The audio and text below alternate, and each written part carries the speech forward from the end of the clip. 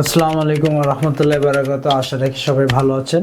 আমি আজকে কথা বলবো যে কোনো ফ্ল্যাট বা বাড়ি ডিজাইনিংয়ে প্রফেশনাল ইন্টেরিয়র ডিজাইনার কেন প্রয়োজন এই বিষয়ে। ম্যাক্সিমাম মানুষজনেরই স্বপ্ন থাকে যে নিজেদের বাসা নিজেরাই সাজাবে, উইচ ইজ অ্যাবসলুটলি নর্মাল, এবং দেখা যায় এই চেষ্টায় অনেকেই নিজেরাই এই কাজগুলো করার চেষ্টা করেন। তো দেখা যায় যে 70% মানুষই একদম পুরোপুরি অসফল হন এই জিনিসগুলোতে।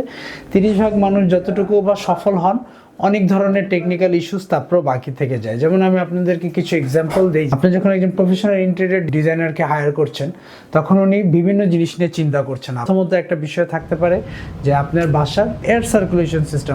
যেহেতু আমাদের দেশটা গরম প্রধান দেশ, আমাদের বাসাগুলো মূলত হওয়া উচিত যে আমাদের ওপেনিংগুলো থাকবে পূর্ব দক্ষিণ পাশে, যেখান থেকে বাতাস আসবে এবং পশ্চিম পাশ দিয়ে পার হয়ে যাবে। কিন্তু বেসিক্যালি আমরা বাসা করার সময় এই জিনিসগুলো মাথায় তো রাখি না, এটা একটা ভুল। আরও বড় ভুল হচ্ছে আমরা এই জানলাগুলো, এই ওপেনিংগুলোর পজিশনিংগুলো করি ভুল। যেমন আমরা অনেক সময় দেখা যায় পশ্চিম পাশে অনেক বড় একটা ওপেনিং দিয়ে রাখি।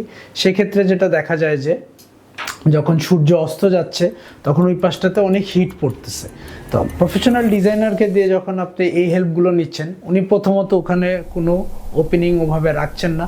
দ্বিতীয়ত হচ্ছে উনি এমন কিছু সাজেশন দিচ্ছেন যেন ওই হিটটা, ওই গরমটা যেন আপনার এখানে একদম ফিল্টার হয়ে পিউরিফাইড হয়ে একদম ফ্রেশ বাতাসটুকু আসে, হিটটাকে যতটা সম্ভব অ্যাবজর্ব করে দেওয়ার জন্য ওনারা স্ক্রিনিং বা অন্য আরও অনেক ধরনের টেকনোলজি ইউজ করছেন। সো যখন আপনি একটা প্রফেশনাল ডিজাইনারের হেল্প নিচ্ছেন, আপনার শুধু ভুলগুলোই ঠিক হচ্ছে তা না, এবং এর পাশাপাশিও যে আপনার আরও অনেক করণীয় যেগুলো ছিল, যেগুলো আপনার জানা নেই, যে ওখানে আমি স্ক্রিনিং ইউজ করতে পারি, ওখানে আমি মিডিয়াম ওপেনিং ইউজ করতে পারি, ওখানে আমি একটা ছোট ওপেনিং ইউজ করতে পারি বড় ওপেনিংয়ের জায়গায়। এই যে ছোট বড় সাজেশনসগুলো, গাইডলাইনগুলো, এগুলো আপনি পেতে পারবেন একমাত্র যে কোনো একটা প্রফেশনাল ডিজাইনারের কাছ থেকে। কালার ব্যালেন্স, একটি বাসার কালার টোন এবং ব্যালেন্স খুবই ইম্পর্ট্যান্ট। দেখা গেল আপনার সব ইন্টেরিয়র ডিজাইনিংয়ের সব কিছুই সুন্দর হয়েছে, আপনার ডিজাইন পারফেক্ট হয়েছে, কিন্তু আপনার কালার টোনটা সেট হয়নি। কালার টোন সেট না হওয়ার কারণে অনেক সময় দেখা যায় যে বাসাটা গ্লুমি ভাইব মনে হয়। এই জিনিসগুলো অনেক সময় মেন্টালি এফেক্ট করে, ফিজিক্যালি অনেক সময় দেখা যায় মাথা ব্যথা, সর্দি, কাশি এগুলো লেগে থাকে। সো একটি বাসার জন্য কালার টোনটা, কালার ব্যালেন্সটা খুবই ইম্পর্টেন্ট। একজন প্রফেশনাল থেকে যখন আপনার সাজেশনগুলো নিচ্ছেন, উনি আপনার লাইটিং এবং বাসার ডিজাইন ওয়াইজ যে কালারগুলো সাজেস্ট করছে, সেই কালার ব্যালেন্সটা আপনাকে হেল্প করবে আপনার বাসাকে প্রপার ফুটিয়ে তুলতে। এসি, আমরা গরমকালে অনেকেই এসি লাগাই, বা আমরা যখন ফার্নিশ ডিজাইন করছি, সব কিছু করছি, এসিটাকে লাগাচ্ছি। বাট দেখা যাচ্ছে যে আমরা এসিটা লাগানোর সময় এসিটাকে আমরা প্রপারলি একটা প্লেসমেন্ট দিতে পারছি না। আপনি এসি বসিয়েছেন, সবই ঠিক আছে, কিন্তু এসির ধরেন যে একটা ডিস্টেন্স থাকা লাগে, যে আউটডোর থেকে ইনডোরের ডিস্টেন্সটা যদি 100 মিটারের মধ্যে হয় বা একটা স্পেসিফিক রেঞ্জের মধ্যে হয়, রুমটা তাড়াতাড়ি ঠান্ডা হচ্ছে, দেরি করে ঠান্ডা হচ্ছে, এরকম আরও অনেক ছোট স্পেসিফিক টেকনিক্যাল ইস্যুসগুলো কিন্তু আপনাকে একজন প্রফেশনাল সলভ করে দিচ্ছে। ফার্নিচার প্লেসমেন্ট, আমি ফর এক্সাম্পল বেডরুম ধরলাম। একটা বেডরুমের ইম্পর্টেন্ট কিছু ফার্নিচারগুলোর মধ্যে একটা হচ্ছে বেড, একটা হচ্ছে আলমারি, একটা হচ্ছে বেড সাইড টেবিল। তো দেখা গেল যে আমি বেড সাইড টেবিল, আলমারি আর বেড এমনভাবে প্লেস করলাম যে আমি যখন আলমারির গেটটা খুলতে যাচ্ছি, আমি আলমারি গেটটা হয়তো খুলতে পারছি না বেডের কারণে, হয়তো বেড থেকে নামার সময় বেড সাইড টেবিলে বাড়ি খাচ্ছি।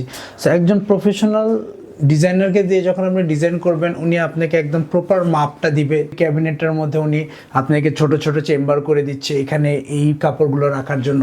শীতের কাপড় যখন আপনি শীতে লাগছে না, হয়তো পিছে একটা ডিপ চেম্বার করে দিচ্ছে, যে শীতের কাপড়গুলো ওখানে ঢুকিয়ে রাখলেন, নিত্য প্রয়োজনীয় জামা কাপড়গুলো সামনে রাখতে পারলেন।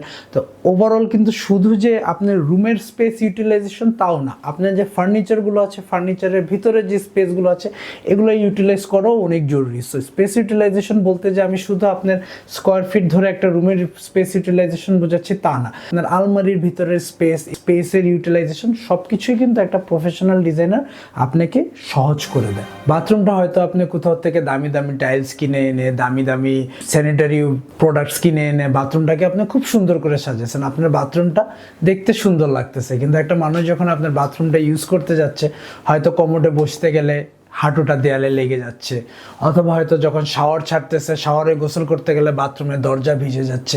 সো সবসময় কিন্তু বাথরুমটা শুধু দেখতেই সুন্দর হওয়াটা কিন্তু জরুরি না, আপনার বাথরুমটা ইউজ করে কমফোর্টেবল ফিলও করতে হবে, যে আপনি যখন একটা বাথরুমে যাচ্ছেন আপনার ভাইবটা পজিটিভ থাকতে হবে। তো এই যে ছোট ছোট ছোট ছোট টেকনিক্যাল ইস্যুসগুলো কিন্তু আপনি যত দামি প্রোডাক্টই ইউজ করেন না কেন, যত সুন্দর করে বাথরুম সাজান না কেন, এই ইস্যুসগুলো কিন্তু থেকেই যাবে। এরপরে যেটা বলেছি যে ভেন্টিলেশনের বিষয়, আলো বাতাস আসার বিষয়, বাথরুমেও প্রয়োজন আছে। বাথরুমও একটা ভিজা জায়গা, স্যাঁতস্যাঁতে জায়গা, এই জায়গাটাকে আপনি যতটুকু ক্লিন রাখতে পারবেন, এইটা যত আলো বাতাস ঢুকবে। সো আমি বলবো যে একটা প্রফেশনাল ডিজাইনার ছাড়া আপনি হয়তো বাথরুমটাকে সুন্দর একটা বাথরুম করতে পারবেন, কিন্তু একটা স্বাস্থ্যসম্মত বাথরুম সেটা হবে না, সুবিধাজনক, ব্যবহারের সুবিধাজনক বাথরুম হতে হবে না।